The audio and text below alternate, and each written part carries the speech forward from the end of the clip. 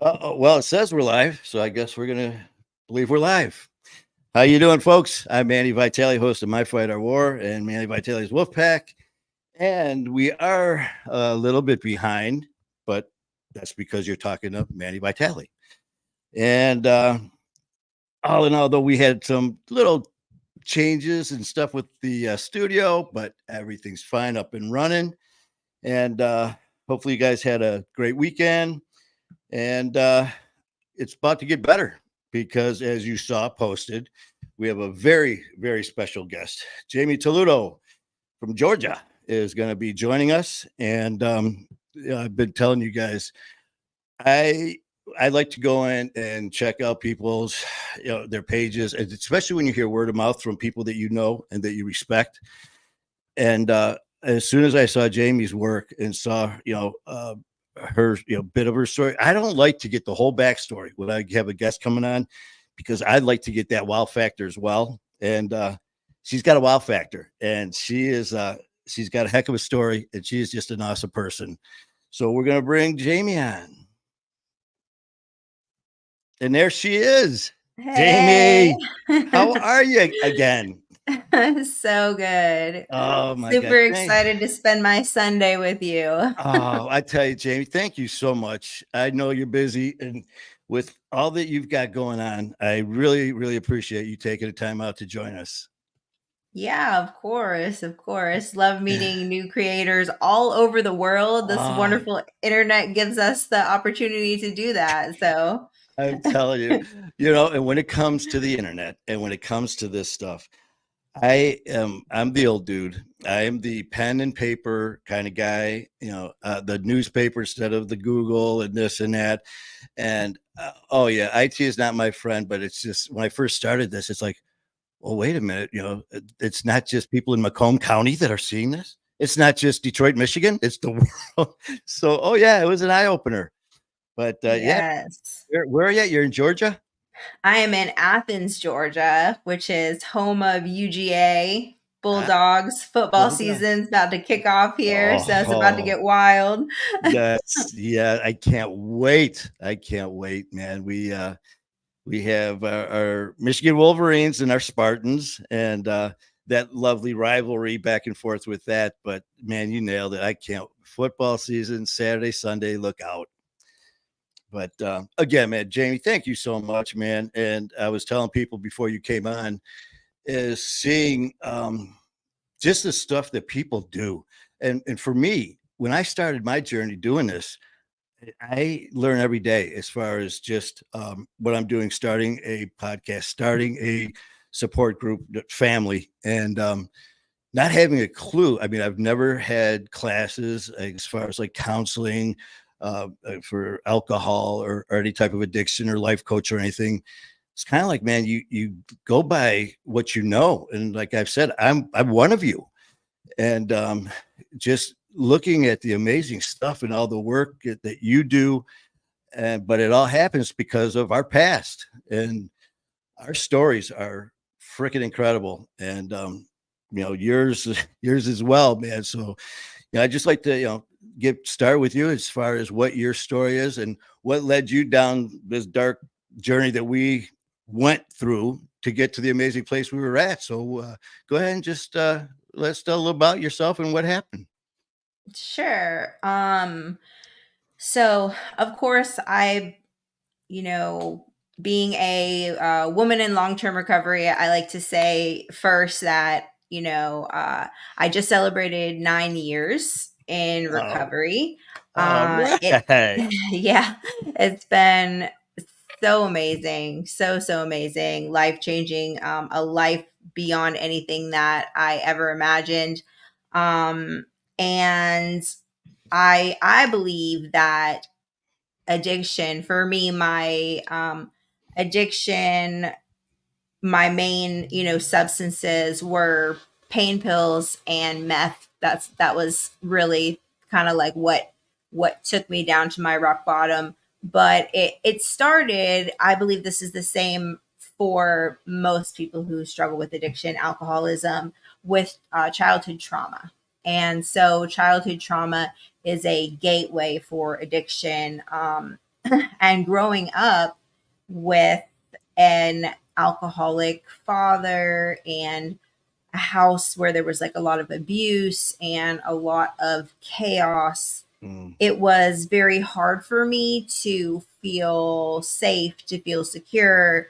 Um, and growing up in that kind of environment and moving a lot, my family moved a lot. My father was affiliated with some people. Yeah.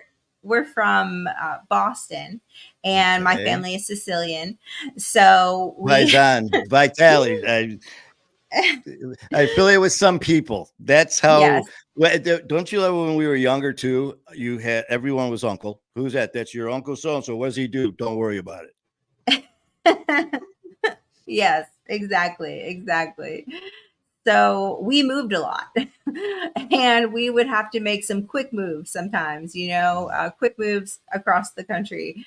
You know, Massachusetts to Georgia, Georgia to New Hampshire, New Hampshire to Florida. Like it was like quick. I went to 12 different schools by the time I started high school.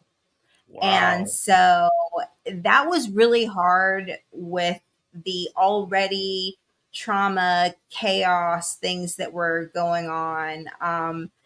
Because I didn't ever have time to connect with people, to like make friends, right? So Hmm. it's like, and just like other people who struggle with addiction, alcoholism, we generally find it hard to feel comfortable in our own skin, right? So Oh yeah. then having to move and not being able to have like friends. And so I had these different coping skills, I call them, for the things that went on. And the first one that I really clinged on to was escape. And so I would escape from, reality through video games. I would write stories. I was writing books when I was like 11 years old, of these like fantasy worlds where I was this totally different character. And like every time I moved, I would become a different character. I would say, like, oh, well, these people, they didn't really like this Jamie. So I'm going to try to be this Jamie. Right.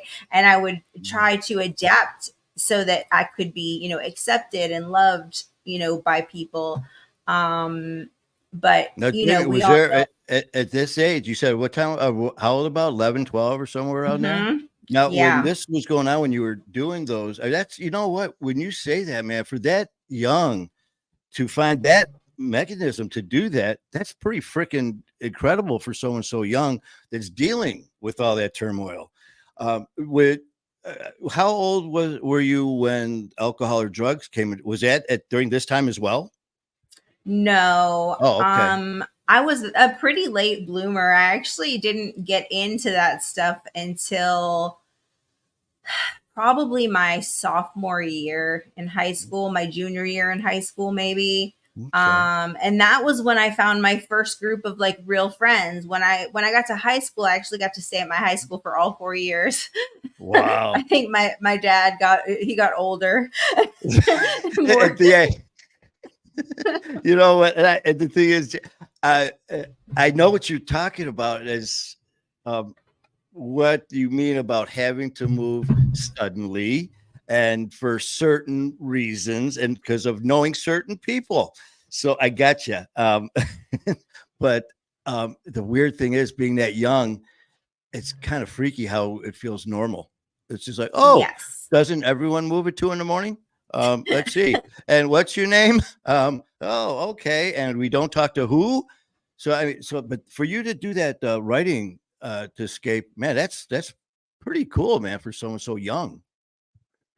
Yeah, I mean, I just like coped the best that I could, and I had a younger sister and brother, 4 and 5 years younger than me. So I really tried to protect them from, the things going on in the house, around the house, things that they shouldn't have been exposed to, you know what I mean? That I was exposed to at a very young age. My parents were like 16 when they had me. So, and Oh my dad was like wow. very involved, at that age.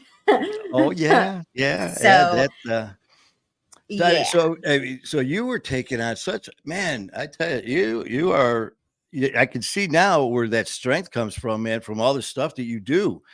I mean, 11, 12 years old, kids are trying just to be kids, and here you are escaping into this fantasy land just to have that become your reality, and at the same time taking care of your siblings. So, I mean, that's awesome, Jamie. Yeah. You know, when I finally was able to like find a group of friends and like settle and be able to actually like connect with people, of course, the first group of people that, accepted me just for who I was and loved me were drug dealers. you know, They're so of kind. course. They're so kind. And it was just fun stuff back then, right? In high school, your regular high school stuff, your psychedelics and your marijuana, like maybe some acid or gel tabs or something, you know what I mean? But Yeah. it was just like fun stuff, you know what I mean? If Mhm. it would have stayed like that, then that would have been really cool, but Yeah, man, unfortunately. have some shrooms. I, just like yeah, and it's funny. Is you're right though, man. We didn't have to worry about the meth or the fentanyl and all that. It was like smoke a joint, and then for me, it was try to stay awake or try not to laugh all night. But stuff like that, where like you said, if it would have stayed like that, but man, that's something. Yes. And then, as I got older, I went through all the phases. I went through the raving phase, where the Jenko jeans and the earth fests and techno music and like all that, kind of stuff. Went through like all these different phases, but I always worked. I went to school, did very well. Like even still while I was using for a long time, I was, I guess you would call like a functioning addict, right? I even worked like two jobs so that I could, support my drug habit and pay my bills, Yeah, um, it was still, very manageable back then. I wasn't huge into the alcohol, but I was like, I was a pot connoisseur. And being in New Hampshire, it was like all these beautiful strains of, it that's was you're like, crossing a little of this with a little of yeah, that. right. Like, so it was just like fun then, you know what I mean? And I was still going to school, graduated high school with honors, went to college, and but one bad, trait that I had picked up, and I believe it was probably because of what I viewed in my parents' relationship as this is what love is I picked up this codependency and toxicity toward relationships. And I used relationships as addictively as I used drugs. Okay. So to fill that void inside, what do we call it? Like taking people hostage, Yeah, like basically, yeah. controlling, manipulating situations. And of course, if I dated you, you had to do drugs, because that's what I did. So we had to have that in common, right? Which is recipe for disaster. It's like, "This is Um, great, you do the same drugs I do, we are perfect for each other." yes, yes. And then usually, when you have two couples doing that, it usually doesn't end well. You usually go worse. One couple, one person will bring in this drug, or one person will bring in this drug, and so that was something else that I dealt with a lot. I didn't have like the greatest picker of partners. I wasn't ever trying to like think about settling down and having a family and getting married. Like I was just like on to the next party because, my whole childhood I had to take care of my sister and brother, and I had to like stay home, and you know what I mean? I never got to experience like life as a kid. So when I got into my, early 20s, it was just like, yes, I'm free, Yeah. move out, and I just wanted to experience like every aspect of life, and I did. It was like it was your time. I mean, Hmm. you nailed it too, man. Because here, all those experiences growing up, you didn't have, unless you wrote them down on paper and lived them in your head. But now, all of Hmm. a sudden, here you are. It's like, look out, Jamie's here. Hmm. Yeah, it was just a time of wanting to experience different things. Of course, not knowing that, the lifestyle and the substances were going to cause like a dependence, right? I never knew that, right? So, I thought, I could just do cocaine or, you know what I mean? Or, maybe do some meth. And this is before I was ever like into it heavy, you know what I mean? But Mhm. then, like, all of a sudden, there was like something inside of me that was like tap, tap, tap. You need more of that. Like, what is this? You know what I mean? Like, it was like this feeling that I didn't understand, but I was like, okay, yes, you're right. I need more. you If it's know? like, hey, you know what? If this one line was this good, if I have two more, whoo, Yeah. this is great. No, I got Right. yeah. And So then, I just of kept course, on knocking, huh? right. And then, of course, you think, like, oh, well, I'll just get a bigger bag. And that way I'll have some left for the next day, or the next day.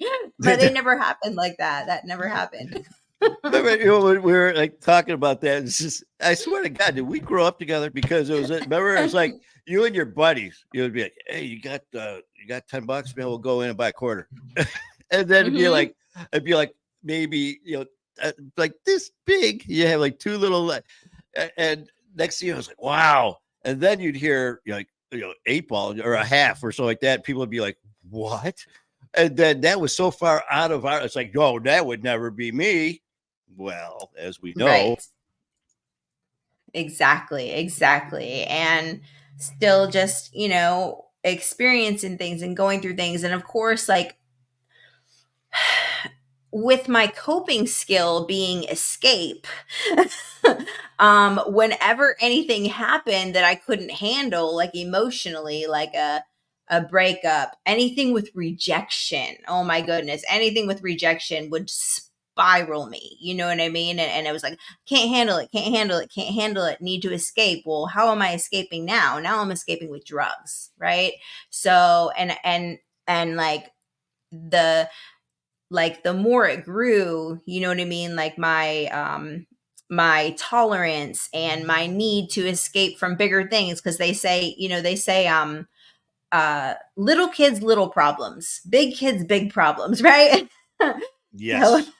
yeah, so when you get older, like, you have bigger problems, bigger issues, don't know how to deal with it, need something stronger to help me escape. And so, went down the line of all these different things. And eventually, of course, that messed up with, me trying to go to school and me trying to go to work, and put me in positions to meet different kinds of people who did different things, and brought me into sex work. That was something, I started off working in strip clubs, and I was like, that to me was so interesting, because as a woman, we tend to find our self-worth and our value in things like, if this person likes me, if this person accepts me, how my parents like treated me, right? Things like that, like Mhm. things with other people. And so when I started dancing, I remember being on stage, and I remember thinking, oh my goodness, these guys are giving me money just to dance. Like, I must have some value or some worth. And I started to measure my value and worth on how much I made at the strip club. Mhm. And that, um, that added to the whole rejection issue, because if I made a lot of money, right, I had a lot of self-esteem, self-value, self-worth, pride. If I didn't make a lot of money, what's wrong with me? Why didn't they like me? Why didn't they want to get a dance from me? Why did they want like 10 dances from her? Why did my regular come in and get 7 dances from her and none from me tonight? You How know? dare you cheat on me, you bastard? Those dollars are for me. But no, Right, man, I right. mean, it is, when there's certain ways when you put things, man, and sometimes, people try to put it so complicated, so technical, and it's not. You just summed it up. Self-worth. How is that? Well, how much attention and how much money? Boom, done. I mean, you Mhm. just, you nailed it, man. Yep. Yep. And that, of course, like,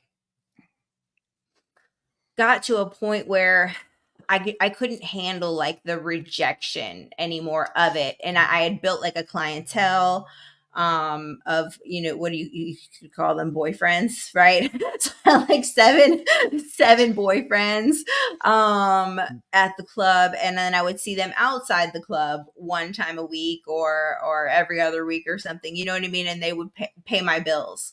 And so with that is how I got into sex work and started escorting. The problem with that was there was a level of shame that I did not expect. Like guilt and shame of like sleeping with people and then like taking their money, but then there was still also this very strange rejection of, well, why did they just leave? Didn't they like me? It was like still this weird rejection. Everybody knows nobody pays a prostitute for sex. They pay a prostitute to leave quietly, right? Exactly, man. But for me, I'm still looking for something to fill this void, right? Like this will help my self-esteem, this will help my self-worth, but when you sleep with someone you get like attached. There's like a weird kind of attachment to them. I don't know, I can't speak for everybody, but I can say for me, I am not a person that just can sleep with people, right? So I would like spend time with people, get attached to them. It was just very strange. It was like a total like mind bender. You know what I mean? Like the way that I viewed all of this in the sex work. It was almost Um like when, just to go back when you were little, man, like that fantasy world of your writings. So here you're going into the sex work and all that.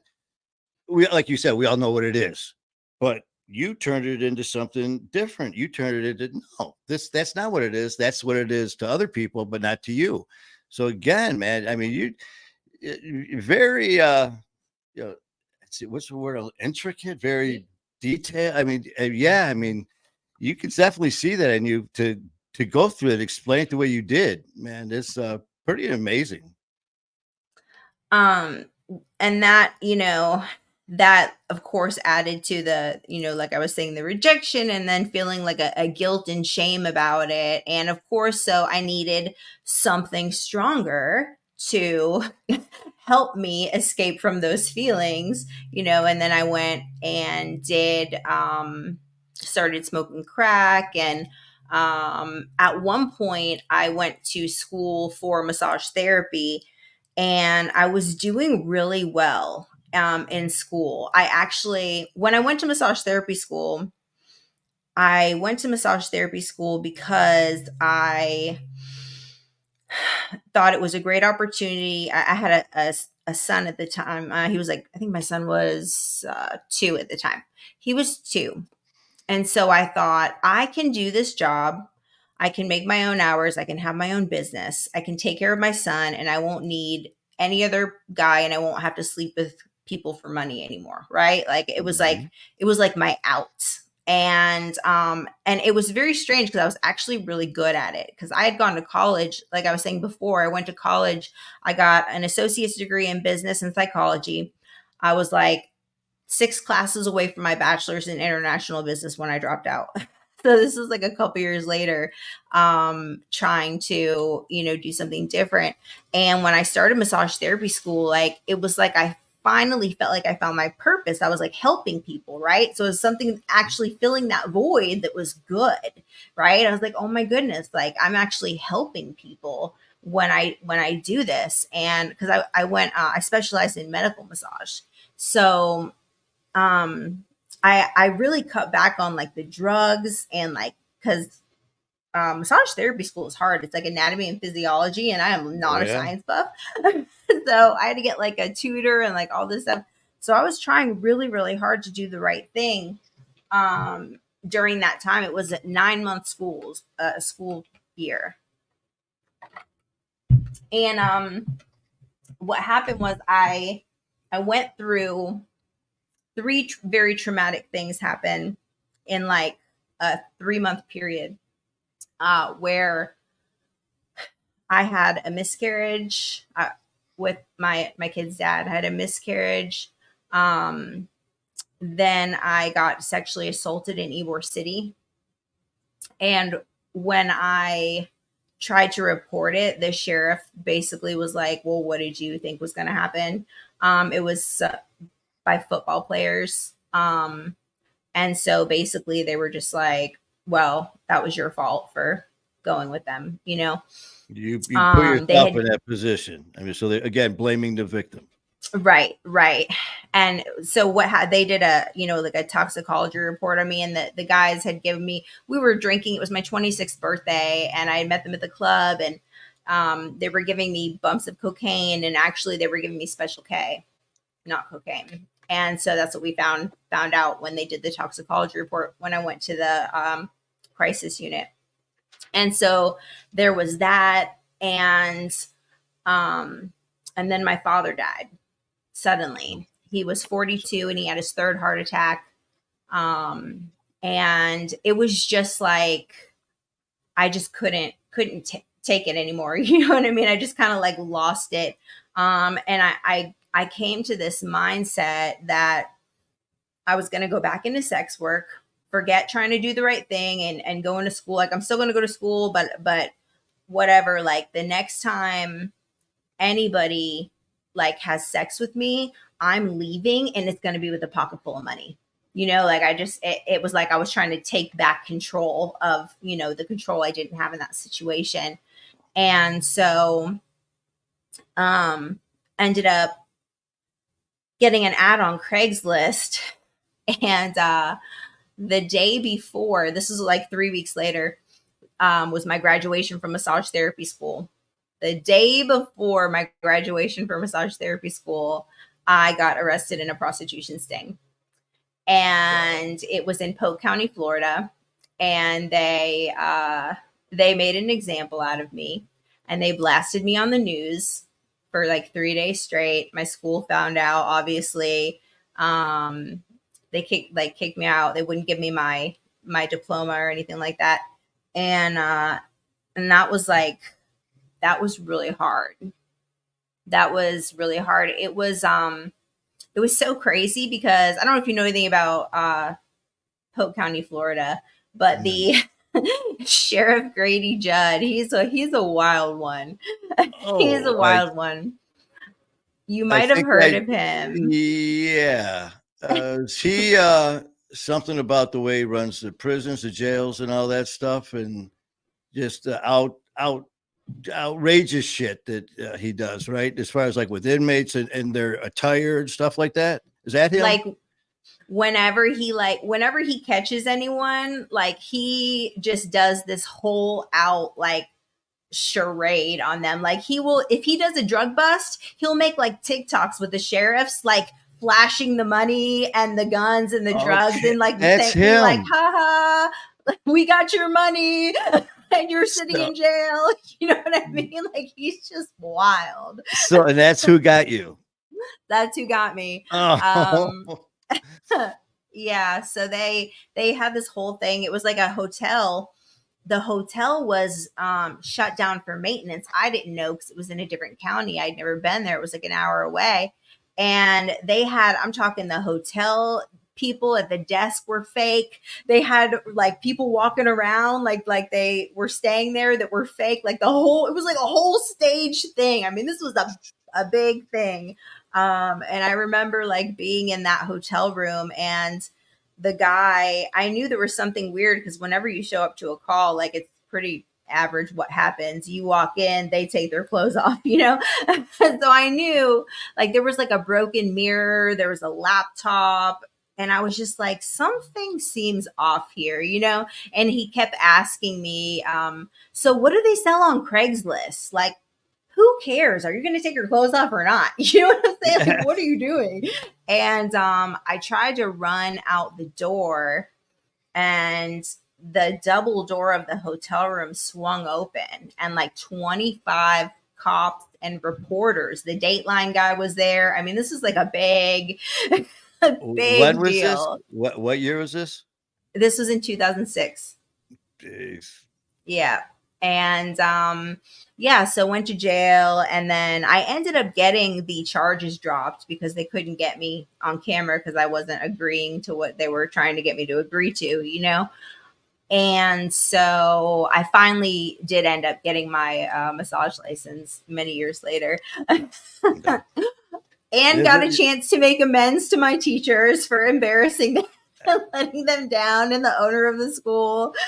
You know, I can just see it now because people who are thinking about going to that school for massage therapy, they're like, I didn't know that was a prerequisite. Yeah.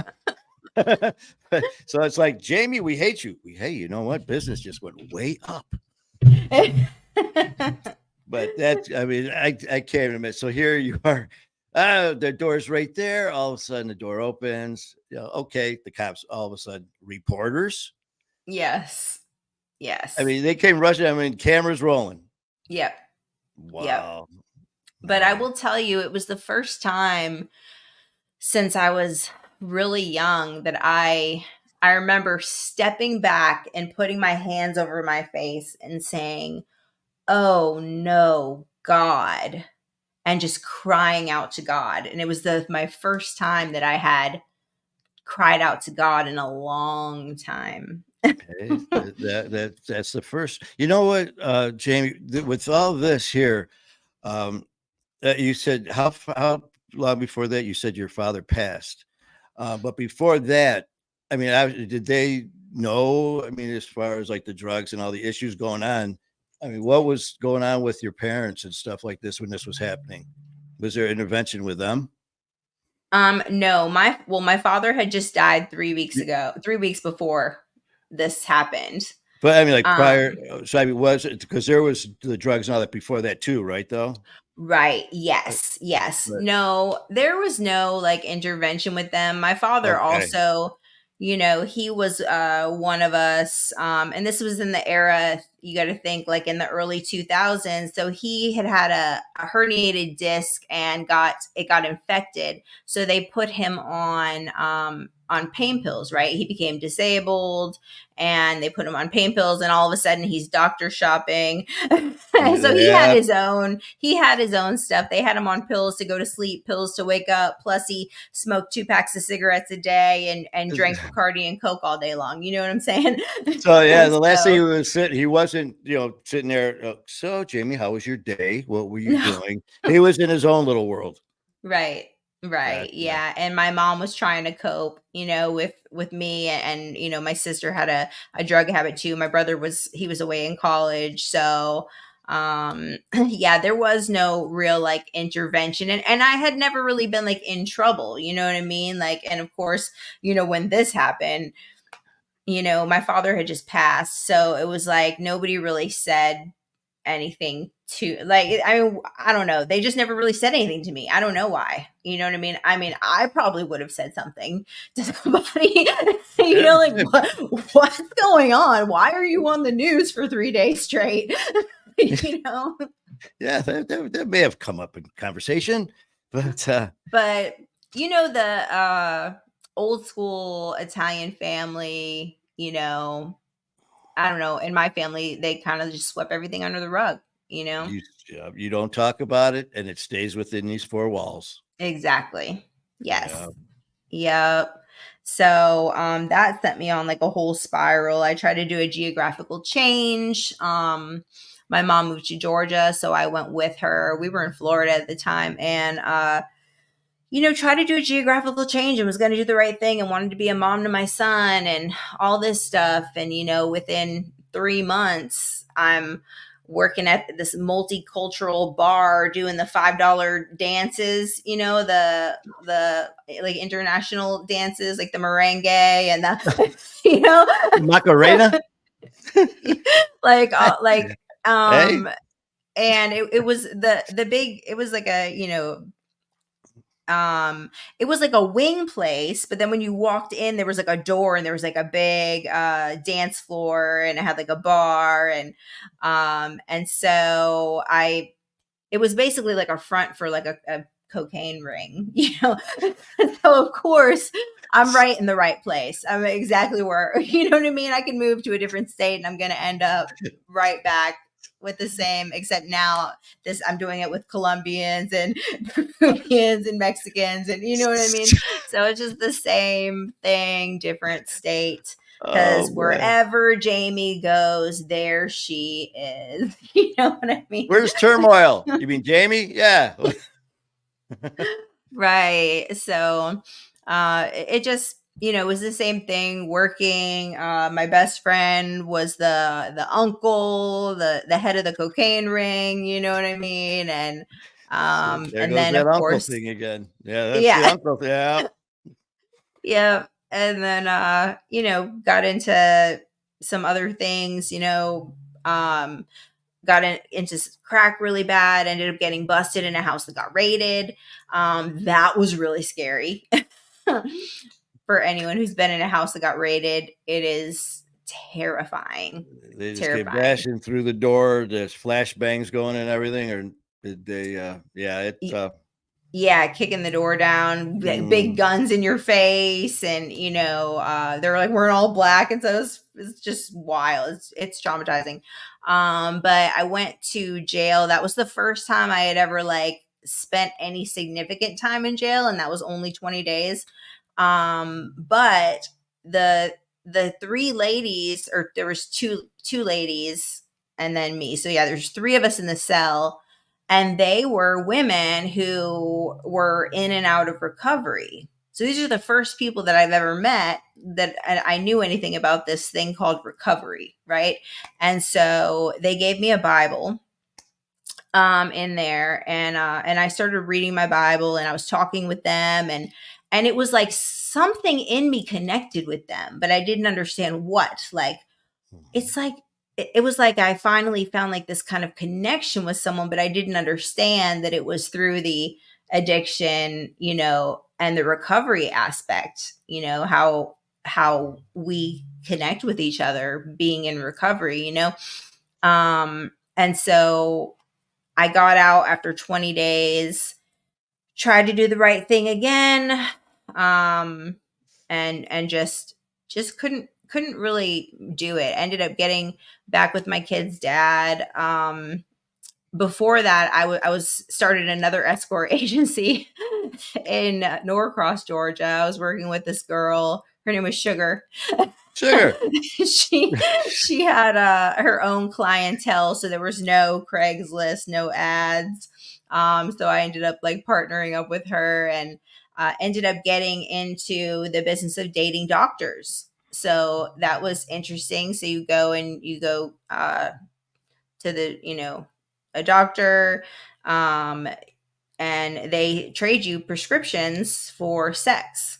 And so that was like another thing that I got into. And I didn't take pain pills at that time, but I just sold them, made like a lot of money. I was like, oh, this is great, Um and so, but then like I would take them like occasionally, just to kind of see, like, I don't know what this is all about. They make me tired, they make me nauseous. I don't really like them.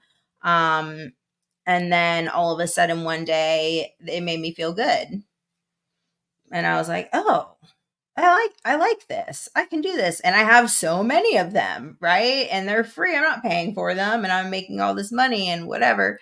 And so that's when I developed this dependence on pain pills, not understanding, what was happening, not understanding pain pills had any kind of addictive aspect to them at all. Um, and then when I got back with my kid's father, we got pregnant with my daughter Delilah. And I was so happy because me and him are back together. Life is good. I'm going to go get a regular job now. I'm only waitressing at the strip club. I'm not dancing. Like we're going to So you're going in have the reverse order. Instead of starting, right. then going to dancing, now you went from dancing to stripping, then to hostess, and then out the door. Right. So we really we really tried to do the right thing. We really did, but unfortunately, both of us were, had that inherent uh, disease, habit, however you want to call it, and pregnant, found out it was a girl, happiest day of my life. I'm gonna be a girl mom. It's gonna be great. And so, got to clean things up, can't be doing these drugs, right? But I tried to stop doing them and taking these just Percocets at the time, and then something happened when I stopped taking them. It was like I got the flu or something. And I was like, why do I feel this way? What's wrong with me? Like I didn't understand. I didn't know anything about detox, didn't know anything about withdrawals, didn't know that I was going to be addicted to these things. This is 2010, right? So everybody's still doctor shopping at the time. All my friends, we have little pain pill rings here. And so of course, like sometimes I couldn't get Percocet, so I had to get Oxys or I had to get something. And I was scared to tell my doctor that I was, addicted to these pain pills as I'm more and more pregnant every month. And then when I was 7 months pregnant, came clean with the doctor and told her, and they were like, okay, we'll probably have to put her in the NICU for like a week and just observe her. Everything should be fine. And that was not what happened. What happened was as soon as I had her, they took her from me. They falsified a drug test to DFAX, saying I was positive for everything. Like, I mean, I checked, they checked off like every box. I ended up actually taking them to court, and they apologized and said it must have been a hospital error because I subpoenaed my hospital records, So got custody back of my daughter after 3 months. And by that time my whole family was just like so infuriated with me. They were so tired of my BS.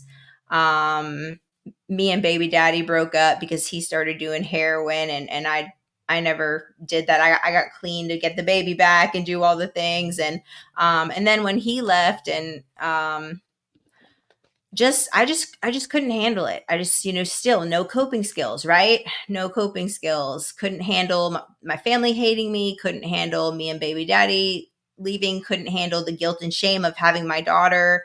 And she had to stay in the NICU for 6 weeks. 6 weeks. They had to use phenobarbital and morphine to detox her off of the pain meds that I was on. And You you couldn't. know They were they letting you? You couldn't see her, could you, for that time, or were they letting you?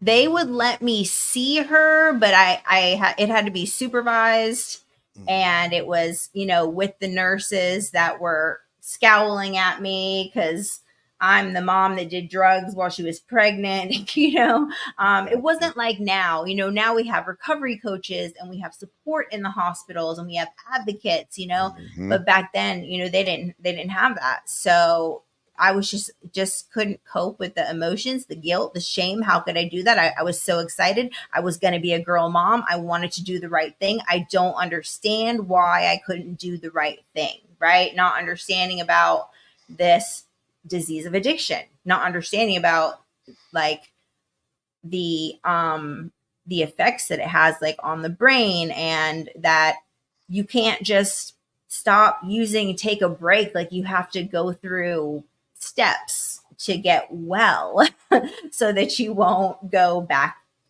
through that. So, but one thing that did come out of that is it started my revolving door into detoxes and treatment centers.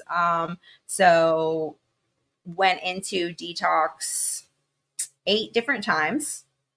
Unfortunately, I couldn't grasp the fact that, if you don't put in, you won't have to detox, right? Like I Yeah. would get out of detox 3-day, 5-day, 7-day, 14-day treatment, try to do just short stints. But every time I would get out, I'd be like, okay, now I'm cured. Now I can do pain pills like everybody else. And then I'm detoxing again, or I'm sick again, or I'm addicted again. Like, why does this keep happening? So went through some, some more just bad stuff. Ended up getting bad on meth, got onto the needle. That was a whole wild ride. Ended up with like a really bad group of people, who were basically just like trafficking women, houses with like witchcraft and orgies. I mean, it was just nuts. One of the guys ran me over, tried to kill me. Like it was just crazy. And then ended up going back to my mom's house, and eventually ended up getting arrested. And I got arrested schedule 1, 2, 3, 4, and 5, which is just a little bit of everything. It was a Tuesday night, and went into that same jail that I got arrested in the first time. I was there for 20 days, the same amount of time as I was the first time. Now, if you say those same 2 girls were there, I'm telling you, it was so wild. Not my cellmates, but a lot of the other people. It was like the same people that was there before were there again. I even had a conversation with a woman. This will blow your mind. There's this woman sitting at a metal table. She looks up at me and she says, "Oh, I remember you from Cookie's house. That's when I got the house that got raided." I said, "You said that to me last time we were here." Like she's sitting at the same table. She says the same thing to me. Man, it's just like a reunion. It's like it's the 5-year reunion. Okay, cookies. Okay, sugar. See you soon. Just, but Right, that's crazy, Jamie. Yes. So this time when I went in front of the judge, and he says to me, "Okay, we're going to put you on a 4-year felony probation. Do you know what that means?" And I was like, "No." And he says, "That means for the next 4 years, you can't fail a drug test or get in trouble, or you're going to go to prison." And something in my brain clicked at that moment. And I thought to myself, I don't know how to do that. I don't know how to not get in trouble. I don't know how to not fail a drug test. Like, how do I do that? I don't know. And so when I got out of jail, someone called me. It was so wild. This girl I used to sell drugs with, she had just gotten out of prison, and she was like, "Hey, I'm going to Athens. I'm going to go into the sober living. I think you should come." And I was just like, okay, because I don't know what else to do. Right. So it was like, my family wouldn't let me come back there. I had basically, used up every couch that I could sleep on. Right. You know what I'm saying? Like nobody wanted to help me anymore. That group of people, who did all those bad things to me, I don't want to go back there. You know what I mean? Like go deal with all that craziness. That was like one of these like hills have eyes situations. It was like a very strange family. And so, yeah, so I went into recovery and walked into a sober living July 20th, 2015, into this house in Athens, which is basically like UGA campus. Everywhere in Athens is like UGA. So it was this big house with 13 girls. And I thought, is this like a sober sorority? What is this, you know? You didn't see that same girl at the table. But you know what, Jamie? It's so crazy because listening to you tell this, all the people that try to help us, that love us, and all that stuff, family, friends, law enforcement, counselors, and all that stuff. And I've said this many times: the ones who reach are the ones who've been there. Just like with what all of us. I'm not a counselor and all that, but I've gone through it. I'm one of you. That's what I always said when I first started my fight of war. I'm not here to judge you. I'm not here to look down on you or disrespect you. I'm here to help you, listen to you, and kick in your ass when you need it. But here it is, just like you. Now it's one of us, in this fraternity of madness that we created, that reached out to help you. And then in turn, here you are doing the same. We take, it sounds weird. We take care of our own. And that's kind of strange. We take care of our own because we can relate. I mean, some of your stories, man, it's like no one's is the same, but they are in certain aspects. So that's just incredible. So I mean, so how'd that go at this house? Oh, I mean, it was really cool because first of all, you walk in there, I had a bed that was mine and it was safe, right? I had a half a dresser, I had a half a closet, I had a shower that I could use like anytime. Because when you're in the drug world, you kind of you're going place to place to place, you know what I mean? And so having the stability, right? And the best thing was that I had all of these women there who told me, we're going to love you till you can love yourself. We're going to help you. We're doing the same things that you want to do. You want to get your kids back. That's what we're doing. You want to be able to financially support yourself. That's what we're doing. You want to change your life. That's what we're doing. Like, I don't know how to do it, but they did, you know what I mean? Cause they were doing it.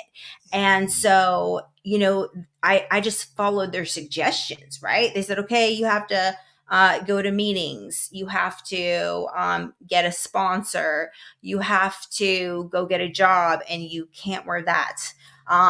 You Yes, no. right.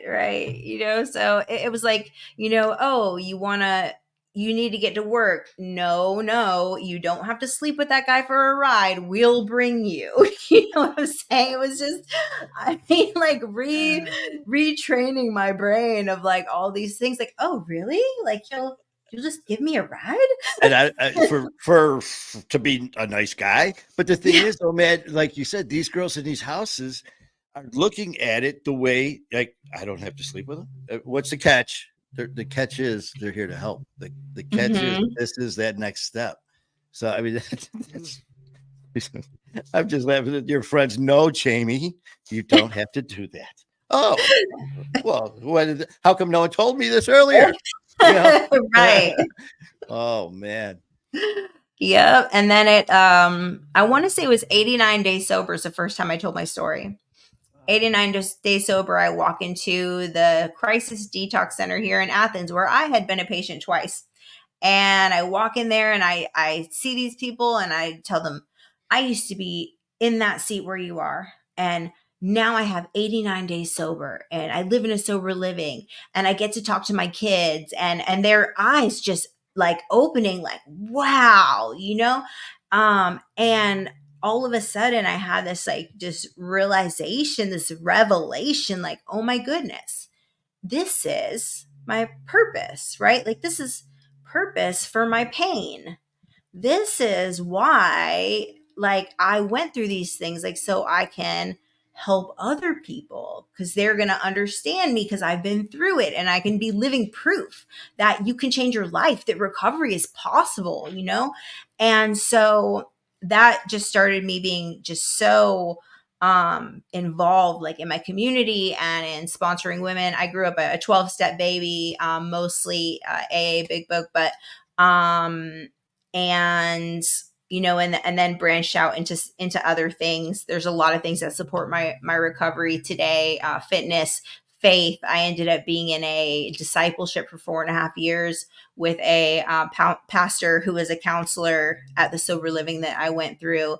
And so just being super involved, they always tell us stay in the middle of the boat, right? And as long as I was involved and I was giving back, I always say service is my love language. And so I did end up getting my massage license. That was supernatural also. I walked into a massage envy. I remember that week I had gotten baptized that week. I had just finished my step 3, turned my will and my life over to God, got baptized, full surrender, went for an interview at a massage envy to be just a salesperson. Cause I'm like, nobody's ever going to give me a massage license. Like the things I've been through, but maybe I can manage one, you know what I'm saying? Or whatever. And so I ended up walking in there and the manager says, "Oh, okay, so you went to massage school." And I was like, "Well, yes, but I have this record and I just don't think I could get a massage license. I'm just here for the sales position." And she says to me, "Well, I'm on the board of massage and I can help you get your license." And I was just mind blown. Like, you're kidding me right now. And doors just open. It was wild. It did take me 14 months and 3 times of going in front of the massage board for them to actually give me my license. It's all But right, man. I persevered and they finally were like, "Okay, fine. We see you really want this. You're doing the right things." I'm telling you, man, you're fighting a good fight for the right reasons. And that's what I always say Hmm. too, man. It feels so good to fight the good fight for the right reasons instead of just like in my past, I fought anything for any reason. And they were mostly Hmm. the bad ones. And I didn't give a shit about anything or anyone. And now just reaching out, man. And the whole thing is just giving and just giving. And like you said, it is people talk about how you feel at this point in your life. And of course you feel good. You're right state of mind, you're sober. But the best is when you get someone and you look back and you're like you said, I was where you were. And because usually it's other people saying that to you as you're sitting there, yeah, yeah, yeah. But now you're living proof. And as I always say, man, now when I talk to people, it's like, listen, addiction is not a death sentence. We're living Hmm. proof of it. So, I mean, that's just awesome, man. So, I mean, that's so cool, man. So, you got the license going now, and Yep. so what went from there? So I actually started my own massage business while I was in sober living. I was really lucky that the sober living that I lived in was on a campus, so we had many houses, so you could actually have like your own apartment on the sober living. So I ended up staying there for 3.5 years, and went through the process, through the steps. I had my own apartment. So it's like, I didn't have like a curfew or anything, but I was still in community. You know what I'm saying? Mhm. And ended up starting my massage business. I won Therapist of the Year for Athens twice. Became a recovery coach for Georgia Council on Substance Abuse. Created a massage protocol that we have in a nonprofit here called Divas Who Win Freedom Center. And it is for women coming out of prostitution and human trafficking and in recovery. And so I created that, implemented it into the nonprofit, and now I teach at the massage therapy school and I teach the students how to do trauma informed massage on women who have been through sexual abuse. And so it is just like multiplication. And now the students do the massage for their clinical hours. And Wow. it's just so cool, like how it happens. Started a YouTube channel, just like speaking out, and that all happened kind of like the YouTube channel and me really speaking out started when I became, a recovery advocate and recovery coach with the state, because they taught us like, we need to speak out about our recovery. because for a long time I wanted to sweep it under the rug. Like, I just want to get through this, get off my probation, get my life established, and act like it never happened. You know what I mean? But Mhm. it was like every time I would tell somebody that I was in recovery, they would be like, oh, yeah, my sister. Oh, my brother. Oh, my uncle. Oh, my, you know what I mean? And I Yeah. realized, like, looking back, it just like something in my brain clicked. And I was like, Jamie, what are you so ashamed of? Like, you survived things that people would have unalived themselves over. Like, you made it through all these things. You were homeless. You were selling your body for $20 pills, you know? Like, and here you are, you have your own place, you have your relationship with your children, you have your own business. Like, you speak out on behalf of the state about recovery. Like, why do you want to sweep this under the rug? Like, you have a life-giving message. You need to be proud of that. And I just started talking on everywhere that would listen to me. That is so true. And the thing is, and like we all, like I said, our stories are different, but they're the same because the same with me. It's like I almost sometimes I call it like survivor's remorse. I've got family friends who aren't here, and it's just like, why me? You know, I've been involved in so much crazy shit. You know, gun shoved in my face, bullet or shot. You know, you got played here, stabbed here, all this madness. You know, I was 5 years ago in the hospital for 30 days. They're like, okay, you've been in organ failure. Now your organs have finally shut down. Kidneys, pancreas, liver are done. You've got less than 6 weeks to live. Say your goodbyes. Hospice came in. All of a sudden, they're coming in drawing blood, and you know, one thing to another. And next thing you know, they're like, all these doctors are here because you should be dead. When we said 6 weeks, it was to try to give you fight to say goodbye to your family. We weren't giving you 48 hours. But all of a sudden now, not only are your levels, pancreas, kidneys, and liver all gone, now functioning within all normal limits. Here I am sitting here 5 years later thinking, oh, what the hell? I mean, and then it was almost like the same thing. Don't talk about it because it never happened. But then it was like, no, no, no, no. It still took me 3 years after this was 20. I didn't start my fight or war till 2023. And now it's just like, you know, you talk to someone like you just said, well, my niece, my or whoever is suffering from it. But then you get the one I've had. Well, we have a niece in the family, but we don't talk about it. It's like if you don't talk about it, you just put a beer in their hand. If you don't talk about it, you put a needle in their hand. And then the next time we do talk about it, we'll be at their funeral. So I mean, Mhm. by you telling your story and my story, it's just the people, if they're not looking at a diploma hanging on our wall by, well, you, Jamie, it's been this many years, so this is where you should be in this stuff. No, man. We're just like those at the house. Just, I mean, you learn by living a hard ass life. And what better Mhm. teachers, man? That's incredible, Jamie. Yep.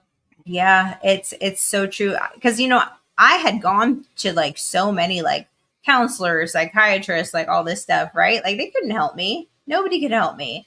People ask me all the time. They say, Jamie, who helped you get sober? Was it your family? Was it like a doctor? Who? What was it? And I said, you know what? It was strangers.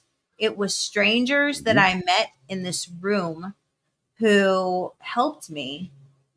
Yeah. Strangers, you know. That's like, you know, for me, I always say, you know, I'm not a Bible thumper. I'm born and raised Catholic. And, but for me, it's my faith in God that I keep going to. That's why I'm still here to believe in that and never give up on my faith. It's like I tell people, I don't care if you're Catholic, Lutheran, Protestant. I don't care what you are, man. As long as you have faith, Hmm. something. I told that one patient or one listener, man, I can't remember. It was Tony. And I said, I don't care. You know, you have to have faith in something and faith in yourself. I go, I don't care if your faith is a dead possum's asshole. And next thing you know, she popped up on the comments and says, I'm fixing to find me a dead possum and start me a cult. And it's like, hey, if that's what it comes to, then do it, man. But just to get that word out there is incredible, man. And by people, by what we've gone through, we are the best ones to talk to. Hmm. Absolutely, absolutely. And the most like giving, you know what I mean? It's so crazy. Like, we will like if somebody like asks me to like stay an extra shift at work, like that's like one thing. But if somebody calls me and says like, "Hey, I really need to talk to somebody because I'm gonna go get high," stop everything I'm doing. You know what I'm saying? And you know what I mean? Because it's like the passion for it. You know what I mean? Like because you've been there and you know what I mean? It's just I don't know. It's crazy like that something that was so destructive like in my life literally like tried to this this disease tried to kill me, literally tried to kill me. And today it's like God uses it to give life to people. you You know what's know crazy, Jamie, is I swear to God, me and you are connected because I told some of one of the shows I was doing, we were talking about the people that we've met. It'll be 2 years in January with my fight or war. And I said, think about it. On January 8th, none of us knew each other. On January 9th, I started my fight or war. As that first week started going, I'm looking at these posts. People are talking and telling the deepest, darkest, personal, hurtful stories to each other. And it's just like, man, it's just like we're here for a reason. And it's just such a blessing. And I said, you know what? It's never thinking anything, but in a weird way, if it wasn't for addiction, if it wasn't for all this tragedy, we wouldn't know each other. So yeah, I get it. I get everything you're saying, man. It's like this hell brought us to this heaven. I mean, this light. I mean, Mhm. it just, and I think just being in our positions, what we've gone through, it's that is it. We can our experiences, and it's just incredible, man. And you know what? I know it's quarter. I know you got to go to another show, but what do you have as far as like I want to have you shout out to your channels, or where can people watch you, get a hold of you, follow you? Where can we find you? um it's Jamie Tall on every platform, YouTube, Facebook, Instagram, TikTok. Yep. So they just reach that. Do you have anything as far as events or different like meetings or social things that you have going on, whether it's online, in Oh, person, or anything like that, or is it's so crazy doing this now? Like with me, I thought that this was when I first started this, I go, well, just sit here for an hour, 2 hours, for a couple times, in a week. Next thing you know, we're flying to New York. Next thing you know, we're here and there. And it's just like, oh my God. But it's the best madness. And I wouldn't trade it for the world. But mm-hmm. I mean, if they basically want to follow you or different meetings or like, should they just go to the sites that you just said and follow you that way as far as stuff like that? Yeah, so man, there's always like so much stuff going on, especially this month. So September is recovery month, and we have a Georgia Recovers bus tour. There is an event every single day in the state of Georgia, multiple events every single day. There's also a ride for recovery. If anybody is down in LaGrange, please come to the Ride for Recovery. It's going to be amazing. TJ Boyd at Change Church, I think that's where it's starting at. And so that's going to be incredible. Follow the Georgia Recovers bus tour because there's just, it's the state of Georgia. I just have to give it to Georgia Council for Recovery and Department of Behavioral Health because they have just like organized like our mission so well. They help with our funding. They're up there. They have us like advocating in like legislation. Like when they're voting on a bill, like we're calling. They're like, they send us an email. You know what I mean? Like call, tell them we need this passed because they're trying to whatever. Like so, I just want to shout out Georgia Council for Recovery and DBHED for all that they do um, for our state and for everybody in recovery because they adapt the like those laws. When the laws get changed here, they get changed everywhere else, you know what I mean? Mhm. So that Access Point Georgia, They're having a big event, and that's a harm reduction organization, which I am so passionate about. Their boots on the ground, because dead people can't recover. So harm reduction, please carry naloxone, please. Even if you don't even know anybody who uses, it's not for you, it's for the person that you may run up on, because believe me, it is happening more and more and more. Even in Overdose Awareness Month, I have lost 2 people that I personally knew from my personal circle this month. And it's just not getting better. So yeah, those are just some things that I want to say. And for anybody out there who is like of faith, like I really want to start like a prayer campaign to like pray for people still struggling in addiction. Like if we said like on Mondays at 9 a.m. we're all going to pray for 5 minutes that addiction ends. You know what I mean? Like corporately, like, I mean, because something has to stop, because I am tired of my friends dying. No, yeah, and you know what, Jamie, it's got to start somewhere. So I mean, why not? Why not do that? I mean, who says we can't? I mean, so stuff like that, and that's why that's why you're here tonight. That's why seeing the stuff that you've done, seeing your video, seeing your page, seeing your positivity, your love, your passion, your strength, your faith, is why you're here alive. And that's why you're here on the show, because people need to hear your voice. People need to hear, as I've said, addiction is not a death sentence. We can beat this. Addiction's a freaking word. We are freaking heroes. We are warriors, and we're family. We stick together, and we're the ones that are going to reach out and help the ones behind us. Yep, absolutely. But I'm sorry, I kept you right up to the end, man. You said 7:30. I'm like, oh no, I'm not done with her. No, Jared. I'm sorry, Jared. I saw you I'm on here. coming, Jared. Jared, you know what, Jared? Actually, we have to. Jamie didn't tell you we're going to do another hour, so Jamie, thank you, man, so much. It's been so nice talking to you, and you know what? Besides My Fighter War, I also have the other one, show Manny Vitale's Wolfpack, where people can talk about anything else that's going on in their life as well. So you are welcome anytime on either show. If you have something coming up, and I go live, you know what? It's starting to sprinkle out. Let's go live. It's midnight. Let's go live. Hey, I gotta go to the bathroom. Let's go live. So anytime, man. You definitely have an open invitation anytime you want. Thank you. It was really fun talking to you. I really appreciate it. And seriously, anytime, Jamie. And again, we have your information written down. So what I'm going to do is I'm going to have some posts out there, and I'll put your information down there as well. But please keep in touch, and let's kick addiction's ass. Yeah. Yes. All right, Jamie. Well, you take care, and God bless you. Keep fighting the good fight. Thank you. Yeah. Okay. Bye-bye now. Bye.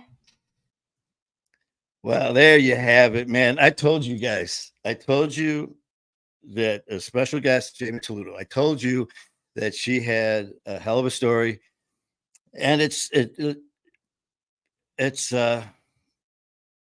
people that you see and you think that are the ones that are going to hurt you.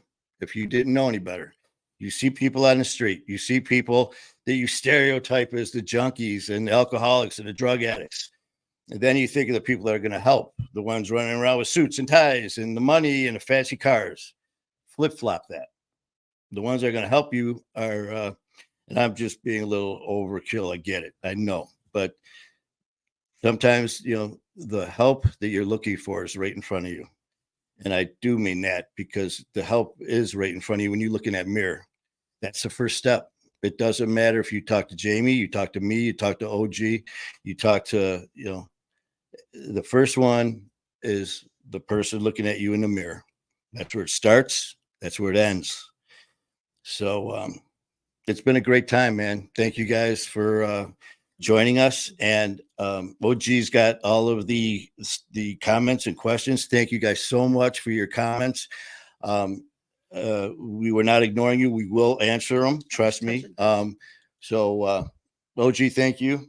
Thing, thank you. So let's get a little, come on in here. There's, I'm not sure if that's OG or Thing, but okay, pop in here now. Okay, thanks. Thank you so much, man. There we got, and Wonder Dog is down there chewing on my foot. So Wonder Dog says hi. But, again, man, just hearing, I've said it before, our stories are all different, but there's so much the same. But the key is addiction is just a word. Addiction is just a freaking word. And words mean nothing unless you give them the power to mean something. So on that note, you guys have a great night. And I'm going to go have me a big ass bowl of ice cream. So there. Health food. Yeah, I'm on my health kick. So have a great night, guys. I love you, man. Thank you for your support as always. And keep fighting a good fight.